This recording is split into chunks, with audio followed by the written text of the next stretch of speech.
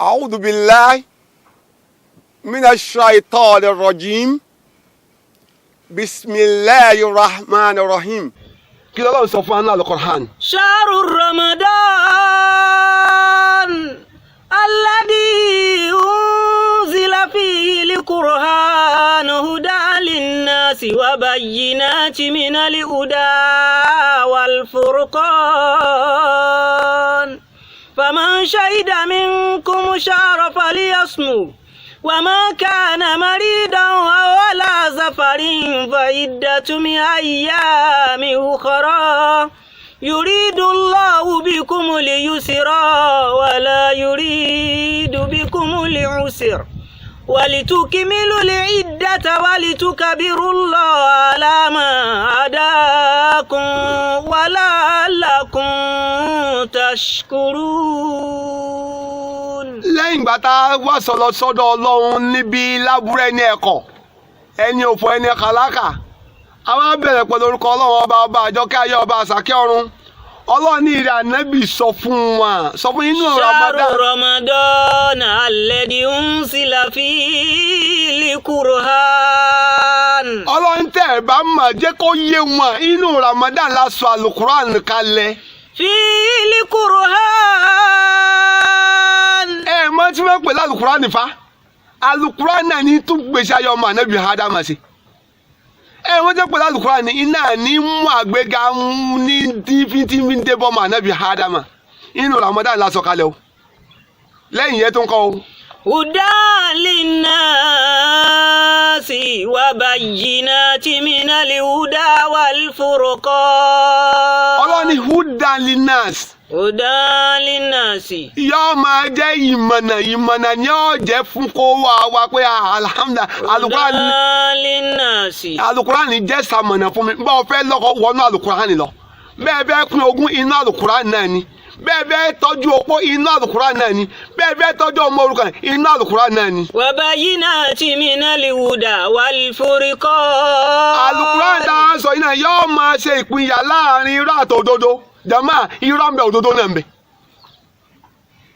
فمن شهد منكم شهر فليصمه. ọlọ́run á dà pé ẹnikẹ́ni nínú yín o tó bá ti rí oṣù ẹ̀yìn ẹgbàá wọn àkàlẹ́ bá ti pé ìjọba ilẹ̀ máa wẹ̀ o níbo wọn ti ṣe rẹ̀ láyé ànábì wa Muhammad sallallahu alaihi wasallam ó ní ẹ̀ka oṣù sàbáàni tó bá tẹ̀ wá rújú mọ́ yín lórí ẹ̀bẹ̀ kẹ́kọ̀ọ́ àtàkọ́ pé 30 tẹ́ bá ti wá kọ́ ẹ̀ mọ̀ pé alhamdulilah ọjọ́ba ilẹ̀ gbà wẹ̀ wọn àkàlẹ́ máa yẹ pé ìjọba ẹ̀ á kà ayé ti lajú ju gbogbo yẹn lọ ayé ti lajú gbogbo ayé ẹ̀jẹ̀ àjọ bọ́ọ̀tà káwọn èsì ìrọ́sùn lóru o wọn a máa lago aago lẹ́nu káàkiri ẹlòmíràn máa lago gẹ́gẹ́ aago lẹ́nu kí wọ́n èrò sùn lóru gbogbo sẹ́ẹ̀bà ní between 5:30 nírọ̀lẹ́ sí 6:30 ọ̀pẹ́ jù by aago méje lọ́lù ọlọ́run pé ẹ gbà wẹ́ tẹ́ bá ti kéde tẹ́ bá ti rọ́sù ọlọ́run á fi àwọn àyọ̀ǹda kálẹ̀ pé ẹ̀yin kan nù yẹn ẹ gbọ́dọ̀ gbà wẹ̀. ومن كان مريضا أو على سفر. ọlọ́run ní ìwọ aláàárẹ̀ ni ọmọ wulẹ̀ gbà wẹ̀ bọ́yọ̀ ń gbàjẹ́ sẹ̀wọ̀n fún ọ lábẹ́rẹ́ lọ má gbà wẹ̀ ọmọ tó bá lọ gbà wọ́n kàn kúkú gífà ni ọlọ́run ti yọ̀ǹda àwẹ̀ wọ́n tí Ramadan bá padà lọ tán ọ padà máa san gbèsè àwẹ̀ rẹ padà ẹlẹ́ẹ̀kejì ń kọ́ o. أو على سفر. ó gbé yín arìnrìn-àjò gbámi ẹ̀yìn àmọ́ arìnrìn-àjò tẹ́ pé èyí ó sì ponú tí ó ti rẹ̀ rẹ̀ ọlọ́run ẹ̀ fà wẹ́lẹ̀ nígbà tí Ramadan wọn bá tẹ́ ẹ bá jẹ́ ẹsẹ̀ kí ẹ fi ilẹ̀ ẹ padà san Ramadan yín padà. فعدة من أيام أخرى يريد الله بكم اليسر ولا يريد بكم العسر. ọlọ́run ní ìrẹ́ ànábì wa Muhammad sọ fún wọn sọ́lọ́ ò nífẹ̀ẹ́ wa ni ọlọ́run ní gbogbo ẹ̀yin tẹ́ ẹ jẹ́rù mi o àtọkùnrin ni àtobìnrin ni àti ìmáàmù ni àtàfà ni ọlọ́run ní mo ṣe rọrùn fún yín mi ní faralẹ́ni kankan yín ọlọ́run yìí sọ bá onínira owó tó ń fara níyẹn nínú Ramadan ìwọ náà túbá gbogbo àwọn tó wà lábẹ́ tó ń fìyà jẹ wọ́n dáwọ́ ìyà dúró. ẹ̀yin lè mọ̀ fara ní àwọn èmi nínú Ramadan la wà yìí gbogbo àwọn tó ń ṣe lábẹ́ mọ̀ fara ní wọ́n mà fún wọn lówó oṣù wọn láti sọ ẹ kó o fún wọn wọn náà ó rí dẹ̀ra Ọlọ́run ọba tó ní òfara ní ọ ojú tá à ń lò kò gbowó lọ́wọ́ etí tá à ń lò náà kò gba kankan lọ́wọ́ wa a sì lè sọ̀rọ̀ láì ní magnet kankan. ولا يريد بكم اليسر ولتكملوا العدة ولتكبروا الله على ما هداكم ولعلكم واشكروا.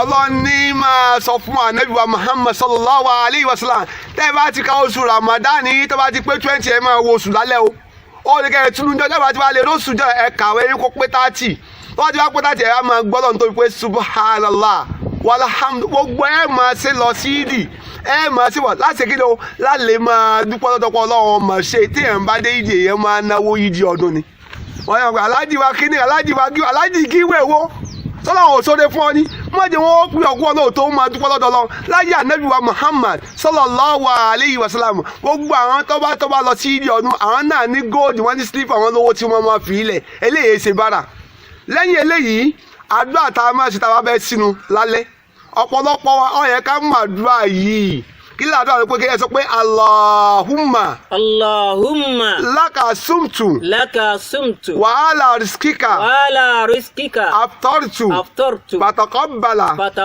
minni innaka anta sami'un alhalim àdúrà tá a máa ṣe tá a bẹ́ sí láti bẹ́ sínú náà jẹ́ máa àlè kọ́kọ́ fomi sínú nǹkan eléso bíi dàbídùn bíi ọsàn bíi àwọn nǹkan ọ̀gẹ̀dẹ̀ lálẹ́ ibi sínú pẹ̀lú àdúrà pé Allahumma laka sumtu wa ala rizkika aftartu fataqabbal minni innaka anta sami'un alhalim. Amin.